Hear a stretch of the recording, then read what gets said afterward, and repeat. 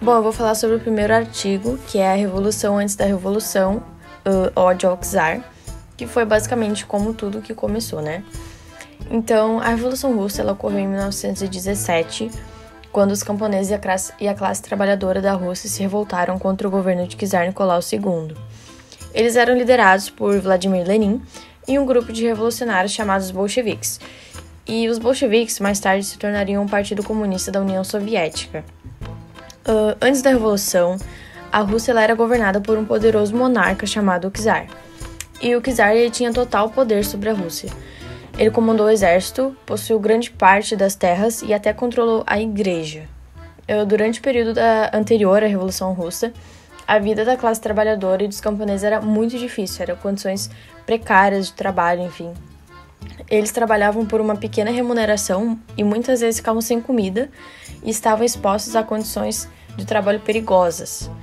A classe aristocrata tratava os camponeses como escravos e dava a eles poucos direitos perante a lei e tratavam eles como animais. Um grande evento que levou à Revolução Russa ocorreu dia 22 de janeiro de 1905, quando um grande grupo de trabalhadores marchava para o Palácio de Czar a fim de apresentar uma petição por melhores condições de trabalho. Só que ali eles estavam basicamente numa onda de paz, assim, realmente para pedir, e achavam que o Czar ia ser bondoso, enfim, ia atender os pedidos deles. Eles estavam realmente na paz ali, nada de agressividade. Porém, eles não foram recebidos de tal forma, né? Eles foram, na verdade, ao contrário do que eles achavam do que eles iam ser recebidos. Eles foram alvejados por soldados e muitos deles foram mortos ou feridos. Muitas dessas pessoas, né? E esse dia é chamado de Domingo Sangrento, né? Ficou o nome aí desse dia. E antes do Domingo Sangrento, muitos camponeses e trabalhadores referenciavam o Czar e pensavam que ele estava do lado deles. Ou seja, eles pensavam que o Czar era uma pessoa super boa, endeusavam ele, achavam que era gente como gente, só que, pelo visto, não era, né? E eles atribuíram a culpa de seus problemas ao governo e não ao Czar. No entanto, após os tiroteios, Czar foi visto como um inimigo da classe trabalhadora e o desejo da revolução começou a se espalhar. Em 1682, quando Pedro I assumiu o trono, a Rússia era um país ultrapassado, ele sabia disso. Porém, ele disse que a mesma precisava se guiar pelas nações europeias e acabou deixando de lado a antiga capital Moscou e fundou em 1703 a cidade de São Petersburgo. Porém, isso causou uma grande divisão no país, das pessoas que apoiavam ele e outras que queriam resgatar a Rússia antiga. E com a pobreza e muitas coisas que estavam acontecendo na Rússia nesse período, vai surgir um jovem que apoiava as ideias marxistas, né, da dupla Marx e Engels, e na qual ele basicamente defendia o socialismo, né. E esse jovem, ele encontrou uma base teórica nas ideias marxistas e não demorou até que ele engajasse no Partido Operário Social Democrata Russo, que é o POSDR. Que o POSDR acreditava que o socialismo poderia triunfar nas urnas sem que fosse necessário recorrer a métodos radicais como barricadas. Aí mais além vai ter um glossário da Revolução, que explica basicamente as classes ali, as pessoas. Tem ali explicando, por exemplo, os bolcheviques, né? Que foi criado por dissidentes do Partido Operário Social Democrata Russo, liderados por Lenin, e marxistas ortodoxos. Os bolcheviques adotaram a denominação Partido Comunista para enfatizar a distância dos moderados. Depois de 1917, ficaram conhecidos como vermelhos, em oposição aos brancos, que eram os mencheviques. Os mencheviques, eles eram uma facção minoritária do POSDR e era formada por intelectuais e profissionais de classe baixa, em busca do marxismo liberal. Em sua maioria judeus não russos, os mencheviques acreditavam no socialismo moderado, um sistema que seria conquistado democraticamente após a derrocada do capitalismo. Ali nesse glossário também fala sobre os cossacos, Duma, Czar ou Tsar, e vários outros nomes ali, porém não vou me aprofundar muito nisto.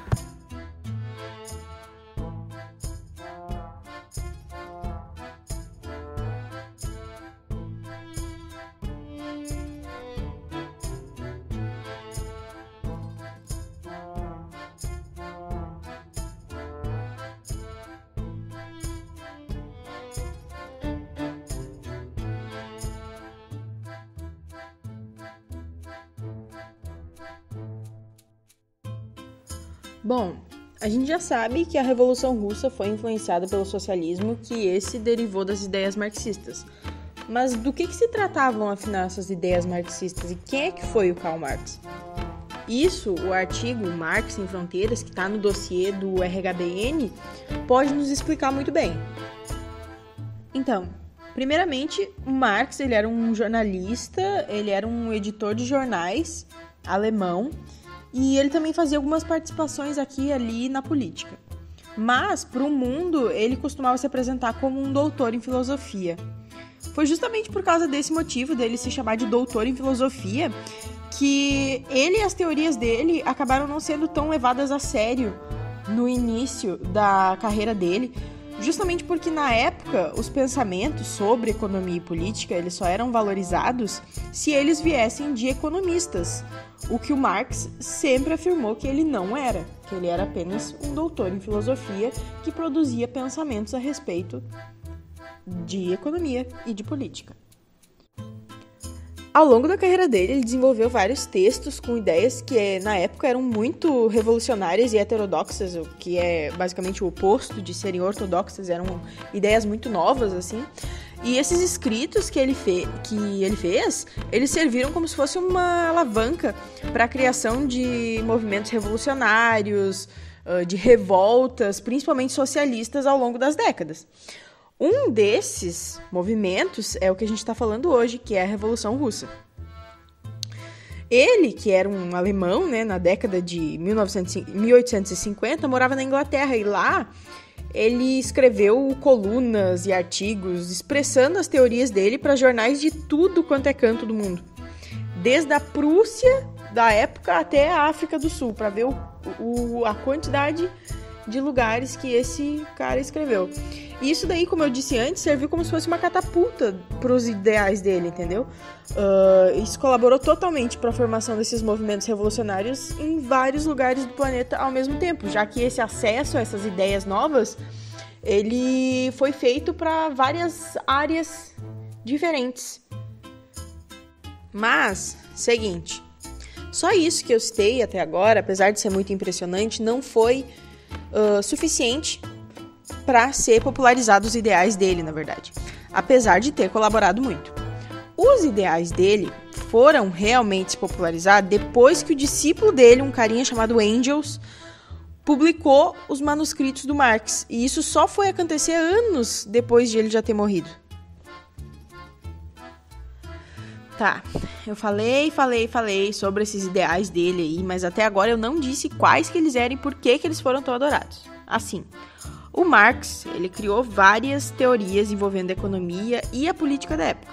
E a mais popularizada dele foi o Manifesto Comunista, um escrito que ele fez. Na época, com uma influência muito grande dos economistas do movimento liberalista, o capitalismo reinava em todos os lugares, fim, ponto. Todo mundo já sabe que a base do capitalismo é o lucro e a troca de capital, blá, blá, blá, blá, blá. Mas o ponto é o seguinte, na época, a desigualdade social era imensa na população, principalmente na Europa. Tanto que, na maioria dos países, isso eu tô falando da Europa, existia um sistema, muito similar até às castas, sabe? E a plebe sempre saía perdendo, em tudo. A Rússia é o maior exemplo que a gente tem disso. O povo estava passando por miséria e sofrimento enquanto tinha os czares, a família real e os oficiais, que eram a minoria, mas que tinham todo o poder aquisitivo do país. E, a Rússia sempre foi imensa.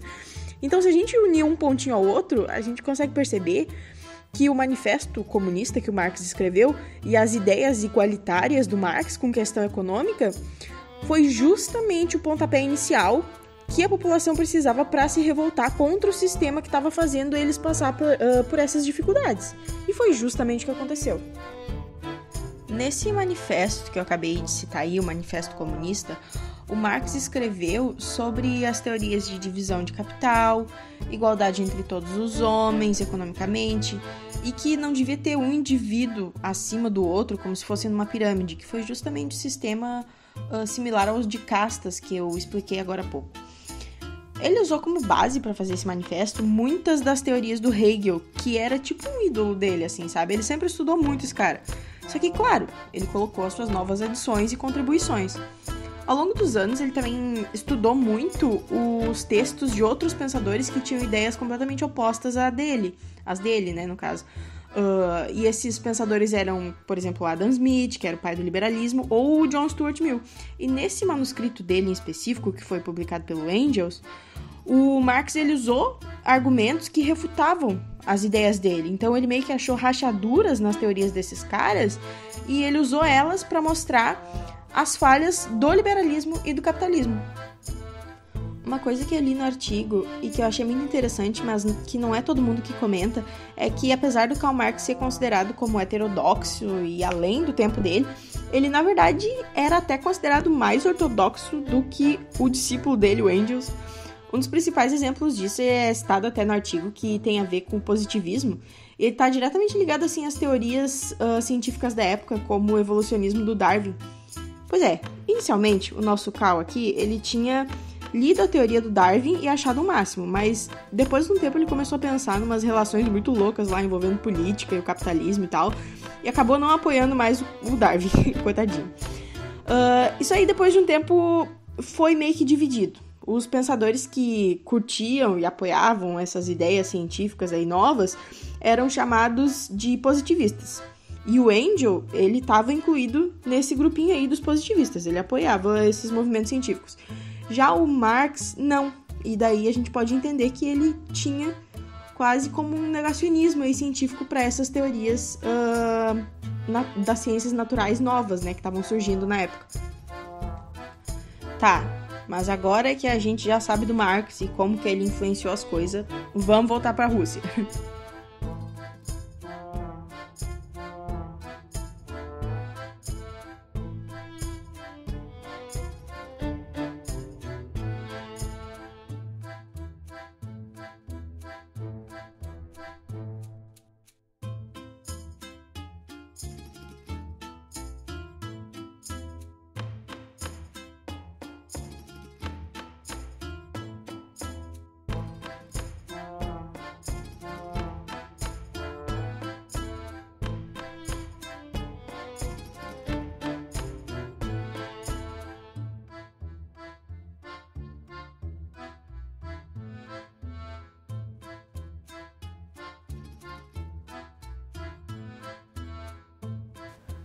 Em ondas ao longo do século, o socialismo chegou a ser o regime de 1/3 da população e da produção mundiais. Em 1983, 32 países se autodeclaravam socialistas de tipo marxista, entre eles Cuba, Moçambique e Vietnã. Os movimentos da Maré Vermelha podem ser divididos em 4 ondas. A primeira onda ocorreu no contexto da Primeira Guerra Mundial e teve como eventos principais a Revolução Russa de 1917, a criação da União das Repúblicas Socialistas Soviéticas e a Revolução da Mongólia de 1921. A segunda onda foi marcada por movimentos antifascistas e, como resultado, as consequências da Segunda Guerra Mundial. Afetou o leste europeu com as chamadas Revoluções pelo Alto, que ocorreram na Polônia, Alemanha Oriental, Tchecoslováquia, Hungria, Romênia e Bulgária, que constituíram as democracias populares apoiadas por Moscou. Outros países, como Iugoslávia e Albânia, tiveram movimentos semelhantes, mas autônomos, e em nenhum momento obedeceram a Moscou. A terceira onda foi marcada pela Revolução Chinesa, que foi iniciada ainda na década de 1920 e que concretizou o regime socialista no país em 1949. Tinha caráter anticolonial e com a supremacia das visões coletivas sobre as individuais. Nessa onda, podemos destacar ainda a Revolução Coreana, que ocorreu de 1950 a 1953 e que concretizou o socialismo no norte da península. Por fim, temos a quarta e última onda, marcada por movimentos de descolonização e nacionalismo dos países do Terceiro Mundo.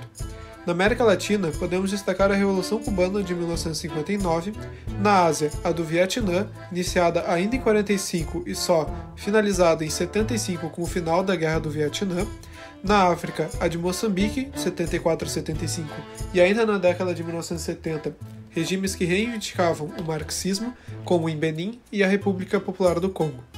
Apesar dos recursos limitados, as experiências cubana e vietnamita acabaram se tornando paradigmáticas e tiveram efeitos sistêmicos por todo o mundo. Por mais que estivessem ligadas às revoluções da URSS e da China, tiveram a sua própria dinâmica, com a organização de movimentos políticos e ou armados para a mobilização de apoio popular e conquista e garantia do poder. É importante frisar que os países citados anteriormente não eram industrializados, tinham caráter colonial ou neocolonial e eram pouco desenvolvidos. Com isso, o marxismo surge na visão desses países como uma forma de conquista e manutenção do poder, alicerçada em movimentos de libertação nacional de caráter socializante, visando uma quebra do poder oligárquico, que era visto como uma obstrução ao bem-estar do povo, com uma substituição por um Estado centralizado mais eficiente, uma posterior distribuição socialista e uma industrialização tardia. Mas existia um entrave: as divisões internas, decorrentes do baixo nível de desenvolvimento, do legado histórico e das manipulações dos colonizadores ou agentes externos. Com isso, e visando o desenvolvimento e solidificação das novas nações, essas tinham a União Soviética como um modelo de governo central efetivo, de respeito às identidades culturais de diversas nacionalidades e de considerável nível de autonomia das repúblicas. Também tinham o marxismo-leninismo como uma ideologia de controle estatal. Com o início da Guerra Fria em 1947, os governos revolucionários necessitavam de apoio externo, e viram esse apoio na União Soviética, na China e na comunidade socialista em geral. Porém, esse apoio veio apenas no âmbito militar, deixando a desejar no campo econômico, por mais que tenha sido extremamente importante para a sobrevivência desses regimes marxistas. Mesmo com certas deficiências, o socialismo permanece vivo até hoje, em países como Cuba, Vietnã, Coreia do Norte e China. As ondas do comunismo não teriam durado tanto tempo contra um capitalismo mais forte do que elas se não tivessem contado com seu alicerce principal, o apoio popular.